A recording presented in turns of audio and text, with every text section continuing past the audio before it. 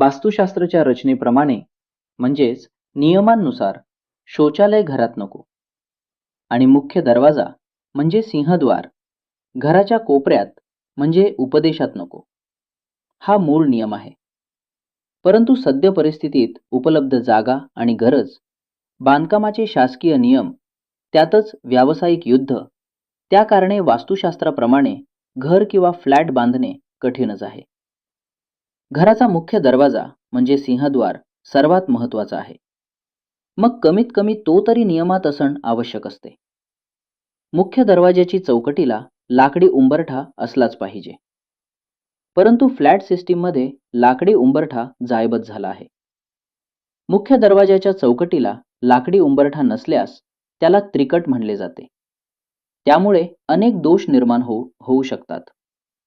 घराचा मुख्य दरवाजा, सिंहद्वार, वस्तूचे मुख आहे.